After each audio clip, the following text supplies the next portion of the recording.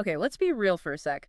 Who hasn't daydreamed about hitting it big on YouTube, right? I mean, millions of subscribers, working from wherever you want, maybe even telling your boss, see you later. It's exciting stuff. But then that little voice pops up like, where do I even start? How do I stand out with so much content out there? And that's exactly why we're doing this deep dive today. We're cutting through all that noise and going straight to the gold. We're diving into an episode from the Think Media channel. This guy's been on YouTube for 17 years, multiple successful channels, the real deal. So yeah, no fluffy theory here, just practical advice from someone who's actually done it. Yeah, and one thing I really appreciate about this source is he doesn't just focus on those surface level tips.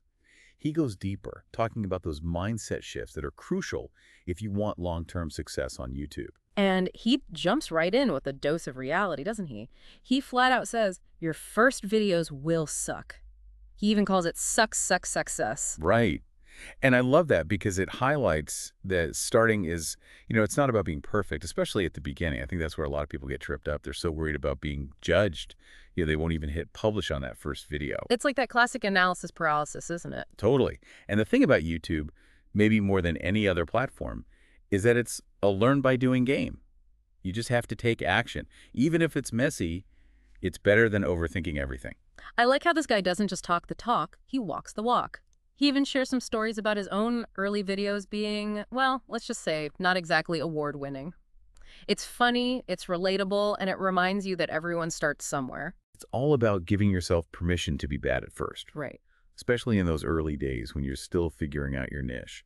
Which brings us to the next big point. Why are you starting a channel in the first place? It has to be more than just wanting to be famous or whatever. He gives this example of a hypothetical channel about biohacking, brain-boosting supplements, ice baths, all that stuff. But he emphasizes that it's not really about the topic itself, but why he chose it. He says it needs to be something you're passionate about, yeah, but also curious about, and, this is key, something that could potentially make money, maybe through affiliate marketing or something. And I think that's really where it clicks for a lot of people who want to be creators. He breaks it down into this framework. Passion plus proficiency plus profit. And notice, it's not about being some kind of expert on day one. It's more about genuine interest in what you're doing, right? Yeah. Let's face it, if your heart's not in it, viewers can totally tell. And that authenticity really pays off over time, right? It builds trust. 100%. When you're genuinely into something, it shows through in your content and how you connect with your audience. The whole vibe is different. And what's encouraging for anyone who's feeling overwhelmed about getting it perfect right away? The average successful entrepreneur has actually started like 2.6 businesses, something like that. I love that statistic.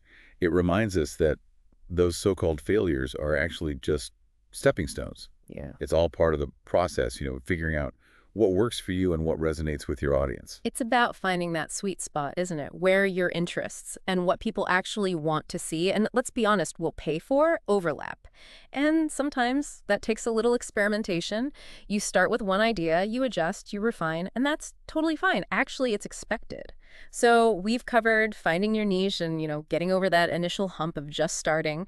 But once you have a good idea, how do you actually create the content? I feel like it's easy to get caught up in this idea that you need to be putting out like tons of videos all the time. Right? That's a common trap people fall into, especially with all the talk about algorithms and going viral. Mm-hmm. But our source actually has a really interesting take on this. He's way more about quality over quantity. Mm-hmm. He actually suggests focusing on just one, but like really high quality long form video per week. Which I think is so interesting, right? Because it really flips the script for a lot of creators. It's not about just bombarding people with content. It's about delivering something truly valuable. Absolutely. And it's important to be clear on what he means by quality, right? Right. He's not talking about having like super slick editing or expensive cameras. It's more about the content itself being well-researched, insightful, something people will actually get something out of. He even uses this example of Graham Stephan, the finance YouTuber. I think you've probably heard of him. Did you know he spends like 20 to 40 hours researching for a 10-minute video? Whoa, seriously. Talk about dedication. That really shows you how much work goes into creating something truly valuable. Exactly. And it goes back to respecting your audience's time, too. I mean, think about it. Everyone's bombarded with content these days, right? Mm-hmm. So when someone chooses to watch your video, you owe it to them to make it worth their time. Yeah, it's like every minute has to count. Although he does talk about YouTube Shorts a bit too. Those short form videos. He doesn't completely write them off or anything, but he's definitely still all about that long form content as the core. Which is interesting, right? Because it seems kind of counterintuitive in this world of like short attention spans and everything. It does. But think about it this way. Wouldn't you rather watch like one really well-made 10-minute video that actually teaches you something Yeah. than scroll through like a dozen 30-second clips that don't really leave you with anything? 100%. Although it does seem like a lot of creators, especially when they're first starting out, they feel like they have to be everywhere at once, right? Oh, absolutely. And that's a surefire way to get overwhelmed and burn out quickly. Hmm. Remember, focus is key. And speaking of focus, this leads right into another crucial point, which is topic selection. I see so many creators getting caught up in like titles and thumbnails, the technical side of YouTube. And don't get me wrong, those things are important. But our source is adamant that none of that matters as much as choosing the right topic in the first place. He uses this analogy. He says it's like having this amazing eye-catching billboard or something, but it's advertising something no one wants. Yeah. What's the point, right? Exactly. It's like having a beautifully decorated restaurant, Mhm. but the food is terrible. No one's coming back for a second meal. Exactly. He keeps saying topic is king, and it's about really understanding your audience, what they need, what their pain points are, what keeps them up at night, you know? I like how he actually uses a scale to rate topic interest, like 1 to 10. 1 being like, meh, who cares? And 10 being, I would pay good money to solve this problem right now. I love that. It's such a simple but effective way to think about it, right? It forces you to really put yourself in your audience's shoes and ask yourself, would I actually care about this? It all comes down to empathy, right? Mm. Understanding, which is huge in any kind of content creation, really. Totally. He then breaks down content into two main categories, search-based and suggested. Search-based content is all about like directly answering questions people are typing into YouTube, solving problems, offering solutions, becoming that go-to resource for your niche. Suggested is a little different. That's more about like piquing curiosity and grabbing attention. Think those clickbaity titles and intriguing thumbnails. And this is where it gets really interesting, I think. He actually suggests that new YouTubers, especially, should really focus on mastering that search-based content first. Which makes perfect sense if you think about it. It's like fishing where the fish already are, right? You're Right. tapping into an existing audience. Instead of trying to create demand from scratch, which is way harder, he actually tells the story about how he grew one of his own channels. He was reviewing camera gear and stuff. He was tapping into this audience that was already out there looking for that specific information. Such a smart strategy, especially when you're starting out. Because even if you don't have a huge following yet, you're much more likely to get discovered if you're creating content that people are actively searching for. Mhm. But here's the thing, even with the perfect topic, a great content strategy, decent production quality, there's one thing that can totally trip you up. Is it the algorithm? That mystical YouTube algorithm everyone's always talking about? Is it the algorithm, that mystical YouTube algorithm everyone's always talking about? Well, it's definitely a factor, Yeah. but honestly, it's not the biggest hurdle he talks about. Oh, really? Yeah, it's something way more, I don't know, fundamental, I guess. Yeah. It's the ability to stay focused, Okay, interesting. like really laser focused. Yeah. Because he's saying that even if you have all the other pieces in place, the right topic, good content, if you're spread too thin, it can really backfire. Yeah, I can see that. Juggling different channels or even just ideas can lead to burnout, right? You're Yeah. putting in half the effort on everything and not really making progress anywhere. Right, right. He actually uses this analogy. He was talking about how he has all these friends who are fitness coaches, right? Yeah. And they're all giving him their best advice, their best programs. Yeah. But he realized that if he tried to do everything at once, every single workout, every diet, he wouldn't get anywhere. Too much. Exactly. And it's the same with YouTube, I think.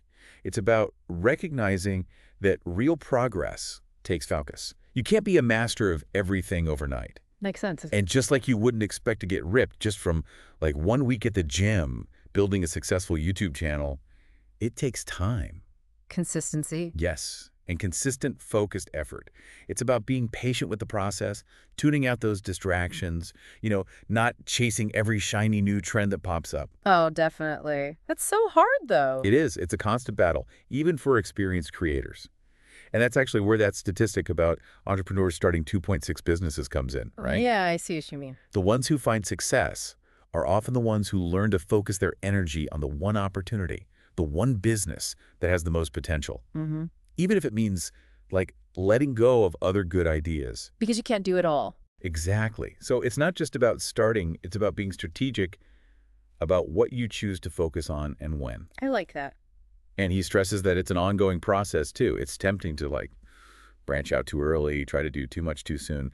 But he's all about mastering those fundamentals first. Creating that high-quality content, building your community, understanding the Big platform. foundation. Yes, before you start thinking about merch and courses and all that stuff. Don't get ahead of yourself. Exactly. He actually admitted that he still struggles with this sometimes. Yeah. Like, even with multiple channels, it's easy to take on too much. It's a good reminder that everyone's human. It is. But you know what helps? What's that? He actually shared this, it's a quote from his friend, Dr. Phil. Oh. It's a little blunt, but it makes you think. He says, God give you one ass, pick a horse and ride it. Okay, straight to the point. Right. It's about making a choice, committing to it, and seeing it through. Love it. So to wrap things up, I feel like we've really distilled, 17 years of YouTube experience into some super actionable advice. Definitely. I mean, we covered a lot, but it really comes down to those 5 key takeaways. Let's hear. All right, so number 1, courage. Just start even if your first videos aren't perfect. Number 2, clarity. Get clear on your why, your niche, who you're talking to. Number 3, strategy and systems. Focus on quality over quantity.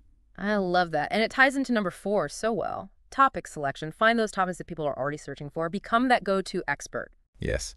And then finally, that overarching theme. Focus. Choose your path. Block out the noise. Stay the course. Or as Dr. Phil would say, pick your horse and ride. And on that note, to all our listeners out there, take these insights, go create something amazing. We'll see you in the next deep dive.